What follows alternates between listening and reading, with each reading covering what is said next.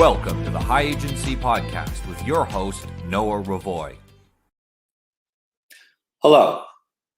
What I want you to do is to not think about a pink elephant. I don't want you to think about the pink elephant. I don't want you to picture a pink elephant. I don't even want you to imagine that perhaps somewhere behind you where you can't see, there's a pink elephant looking over your shoulder. Just don't think about the pink elephant, okay? Don't look at the pink elephant on the screen and don't think about it.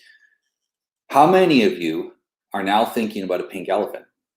I guarantee you all are, because I've implanted an intrusive thought into your head. The human brain is a wonderful and amazing machine, and it has a tremendous plasticity. But intrusive thoughts that pop up out of nowhere seem to be very common. Almost everyone reports intrusive thoughts at least sometime in their life, and our demonstration of the pink elephant, which I hope you're still not thinking about, demonstrates how easy it is for an intrusive thought to get into our head. Keep trying to dismiss that thought about the pink elephant. It's going to get easier as we go along. If we all have intrusive thoughts in our life, then it seems like they're pretty normal, right? Well, they can be. They can be something simple as having a song stuck in our head. They call that an earworm. Or, having a thought that, oh, did I leave the stove on? Or did I leave the lights on when I left the house? These type of intrusive thoughts are pretty normal. And certain intrusive thoughts may have, over time, an evolutionary purpose of keeping us alive. Other intrusive thoughts, however, can be nearly debilitating. They can be so intense, so serious, or so negative, or so reoccurring that they get in the way of having a normal life. Many people who have obsessive compulsive disorder report having serious problems with intrusive thoughts. Some people even have thoughts of harming themselves or others. And this can be incredibly intense and difficult to deal with. Yes, there are drugs that can help to reduce those intrusive thoughts. However, they also tend to reduce our ability to be creative and to enjoy socialization and many of the aspects of life that make life enjoyable. And so unless you are having serious thoughts of harming yourself or others, using that method of drugging yourself is probably not the most effective. And we have other methods of dealing with intrusive thoughts. That's right, dealing with intrusive thoughts, because it's almost impossible to completely eliminate them. And it's because of the way that the brain functions. So our brain, as I mentioned before, is very plastic. It's very capable of dealing with a wide array of potential problems. Think of the problems that our ancestors dealt with, and think of the problems that we deal with today. Often they are incredibly different, and yet we're using the same brain, the same basic set of tools to deal with all of these types of problems. One of the things that makes the human brain so plastic is the way that it's constructed. Here we have a diagram where we show the three main parts of the brain. Our fantastic adaptability exists because our brain can originate new thoughts and combine other thoughts together in order to create new ideas. Any thought, almost any thought that is possible to come to your mind could come to your mind in a given situation. This includes thoughts that you find morally disturbing or even disgusting. The lizard brain, that's the reptilian part of the brain here in this diagram, is responsible for our instincts. So the instincts are fight, flight, feeding, fear, freezing up, and fornication. These are all the essentials that we share with other animals, in fact, even pretty much all the vertebrates, and allow us to have the basics of survival. And if we are living based on our I'm just going to quit something here in the background. If we're living based on our reptilian brain, on our instincts, we're essentially living like an animal. The mammalian brain, that is the limbic brain, that's the second one up in the diagram, is responsible for adding an emotional or feeling element to those thoughts that are popping up. You might think that fear is an emotion, and it can be an emotion, but there is an instinctual fear that is so deep inside the reptilian brain. But if on top of that, the limbic brain pours on some more fear, we can get some really intense reactions, very intense thoughts that come up in our mind. These thoughts can be incredibly bizarre and uncomfortable. And the human brain, the neocortex, this is the rational or thinking part of our brain. This is the newest part of the brain. This is the part of the brain that, as you can see, takes up the largest amount of space, the most complex part of the brain. It filters all of these thoughts and ideas coming up from the hindbrain, from the two lower parts, and it decides what ideas are going to get reinforced, focused on, or suppressed, and perhaps delayed for later. Let's give you an example so you can understand how this would actually work. You bring home a chocolate cake and you intend to share it with your family, but your lizard brain says, eat all that chocolate cake. Now, your lizard brain doesn't know why. It just says more calories, eat. If there's food in front of you, eat it. The lizard brain wants you to consume calories, feeding. That's what it's concerned with. It doesn't think about the long-term consequences, positive or negative. The mammalian brain says, I love the taste of chocolate. I get this great feeling when I eat something sugary, and I love to be full. Okay, so the mammalian brain adds on some emotional components to your desire to eat that chocolate cake. And then the human brain should, hopefully, say, that's going to make me sick if I eat that whole cake. Maybe I'll have a slice, but I shouldn't eat the whole cake. That's really bad. The neocortex is thinking about the future outcome. Now, the question is, are you going to eat the cake or not? That means, is your neocortex strong enough to suppress those intrusive thoughts so that you don't act on them? Yes, the desire to eat the cake isn't going to magically disappear, but your ability to control your actions will change what happens to those thoughts and ideas.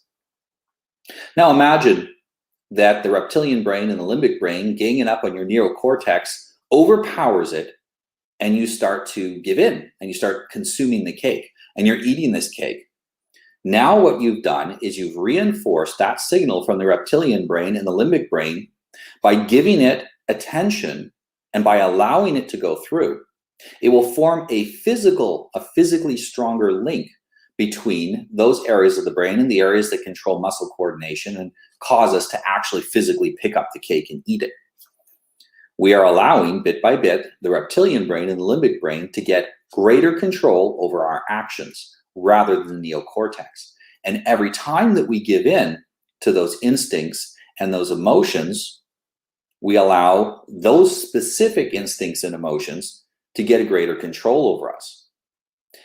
Now, this doesn't mean that we constantly have to suppress our instincts and our emotions. That would be very unhealthy. Some of our instincts are useful and they can keep us alive. You've probably had a gut feeling before when you meet somebody and you say, I just don't trust this person. And it turns out later they're not trustable. Or, you hear some little crack behind you while you're walking, somebody stepping on a stick, and it triggers this ancient predator reflex of, crap, is somebody following me who's going to eat me?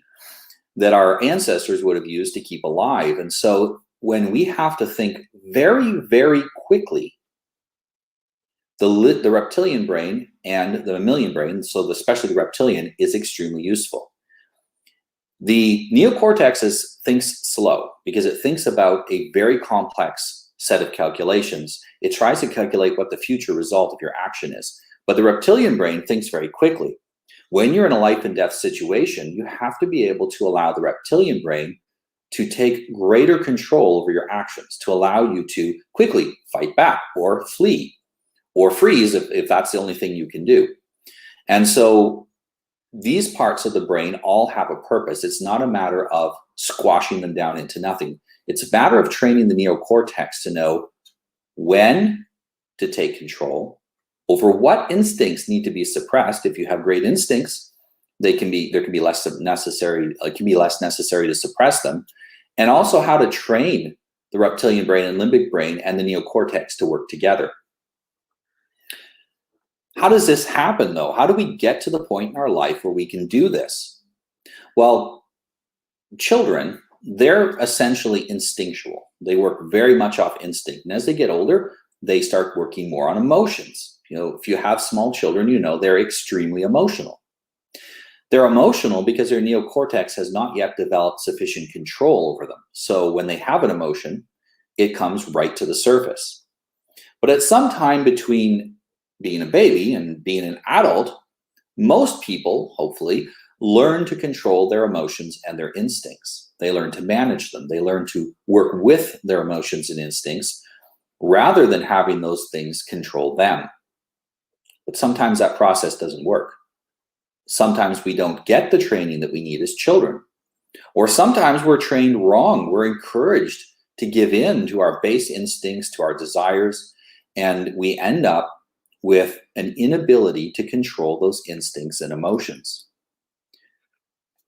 Well, that leaves us as an adult who is prone to intrusive thoughts. We haven't learned how to control these intrusive thoughts. And intrusive thoughts by themselves, they're not the problem. It's the fact that they're able to make us act against our own interests. When intrusive thoughts are sufficiently strong that they may cause us to act against our own interests or to act in a way which we would find morally repugnant, then we have a problem with these thoughts being intrusive. Otherwise, they're popping up. They're not really much of a problem. So then how do we get to the point where we can control them if we're an adult that never had that opportunity or never learned when we were younger? We have to go through a similar process to what a child went through in learning to strengthen the neocortex. There's two parts to that. First is we have to learn the mechanism by which we can suppress unhealthy signals. Most children are taught it in a very unconscious way. They see someone control themselves and then they imitate that. They don't really know why they're doing it or how it works. Sometimes it's through punishment or through shame. You eat that whole chocolate cake, you should be ashamed of yourself for eating that chocolate cake. If you eat that whole chocolate cake, you're going to get smacked. And so that's digging down into that reptilian brain. I don't want to get hit. I don't want to have physical pain. And so the reptilian brain starts countering its signal to eat all the chocolate cake. It's don't eat the chocolate cake if you could get in trouble. But that doesn't work when you become an adult and you live on your own and you buy your own damn chocolate cakes and there's nobody around to smack you anymore. This is why that kind of parenting that's based on fear doesn't work. How about you should be ashamed of yourself for eating that? Well, in order to have shame, really, there has to be people to shame us or to be shamed in front of. Being shamed alone isn't really a thing. People get over that pretty quickly. And so when we're on our own, then we eat the chocolate cake. No one's there to tell us to be ashamed to do it.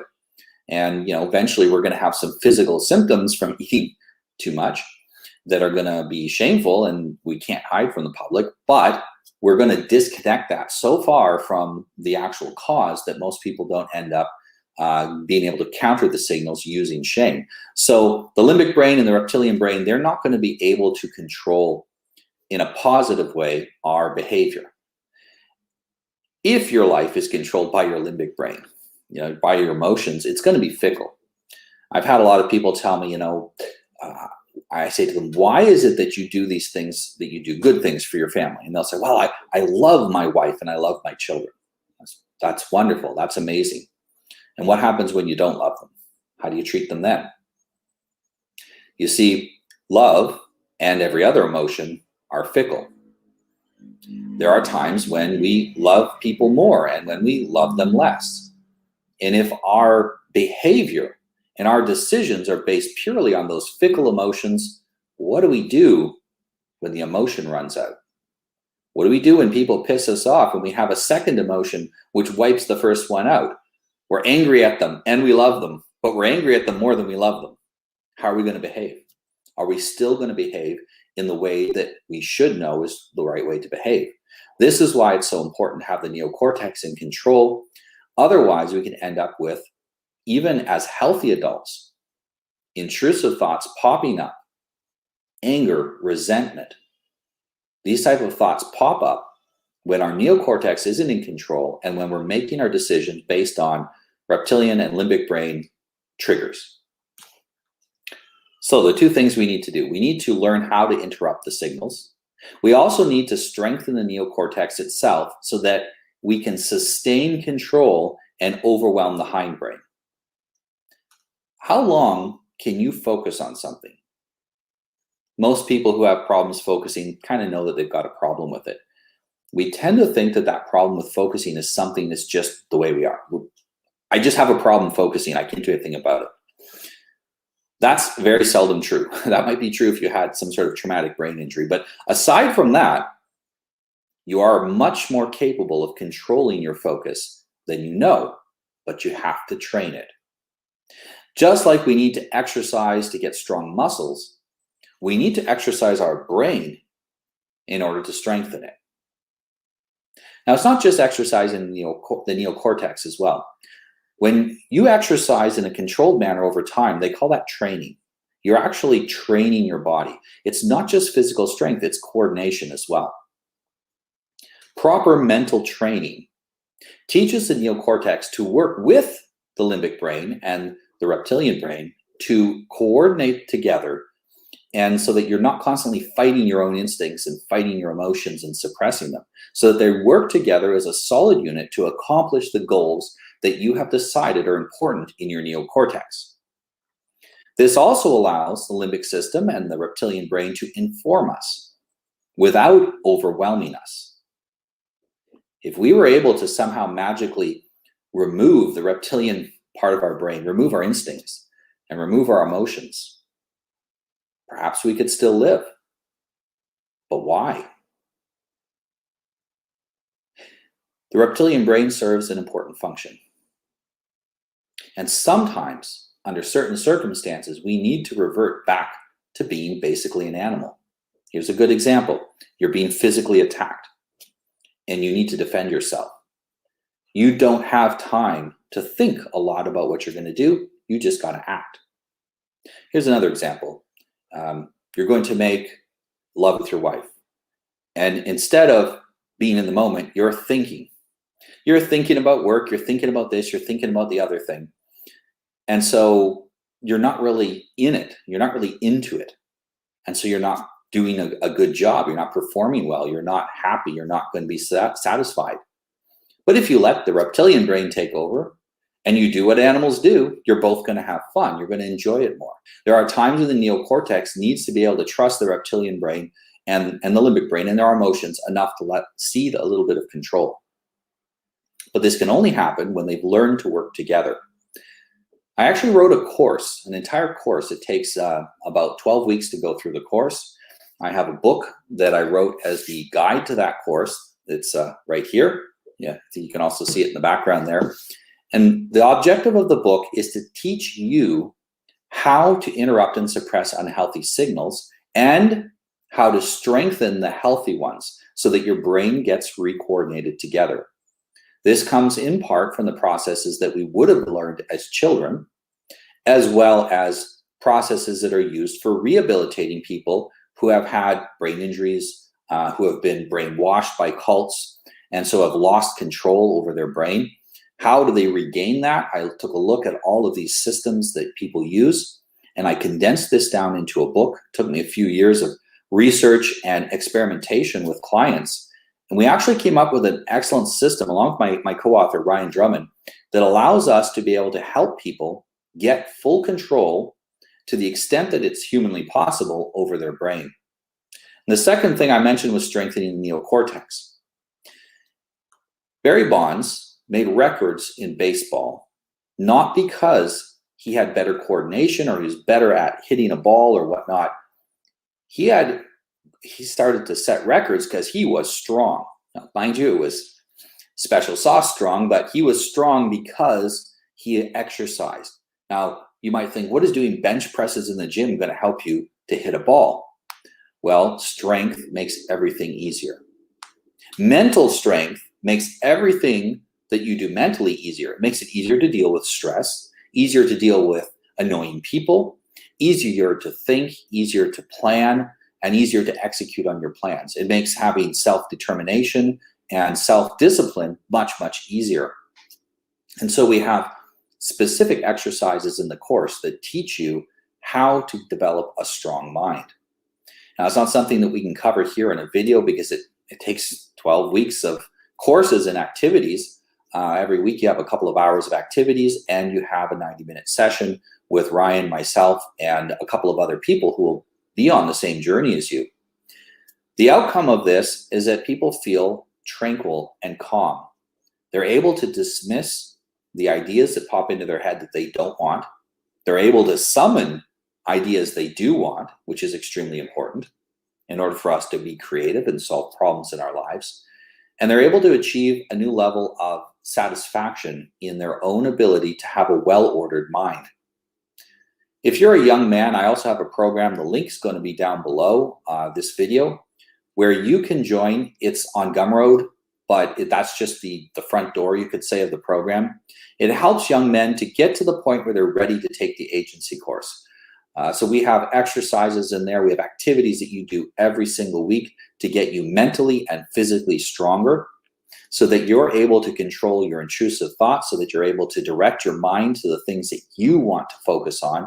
And it's really a fantastic course. We have about 30 something, almost 40 young men in the course already who are really enjoying it and making progress. And until I hit 50 people, I'm going to have free sign-up. So as soon as it hits 50, the cap's going to drop and you're going to have to start to pay to get in.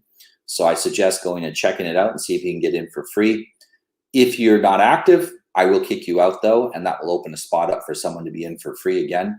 So be active or you're going to get kicked out.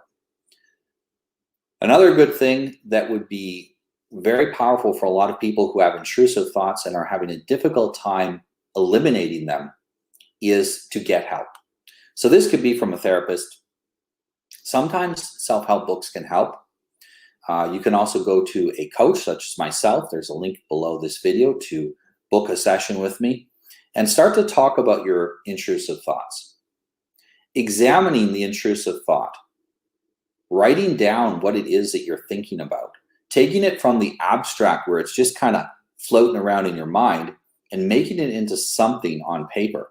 Even if it's an abstract thought that we hate, that we dislike, perhaps a thought of harming ourselves or others, by writing it down, by dissecting it, and by using our neocortex to dismiss it, to say to ourselves, that is not me, that is not something I would do. You've done something very powerful to take that thought and objectify it. You've made it under your control. You've made it a thing that you control rather than a concept that's controlling you, an idea that's controlling you. This is extremely powerful exercise as well. Thank you very much for joining me today. I hope that what I've talked about is beneficial for you. Find me on Twitter. You can DM me. You can message me. You can go through my website to message me. If you're having intrusive thoughts and this video perhaps helped you or wasn't enough, maybe the video set you on the right direction, but you need more help, contact me and I will help you directly. We'll figure out some way that you can get help for the problems that you have. Intrusive thoughts can be dealt with. You can control them. You can learn to be a master of your mind. Thank you very much. Good evening. Thank you for watching our video, and I hope it inspired you to take action in your life. Please subscribe to our channel and like this video to get more agency building content. The real secret sauce is in our newsletter. Click on the link in the video description below to sign up. I promise I won't flood your inbox, and anything that we do send you will be of high value.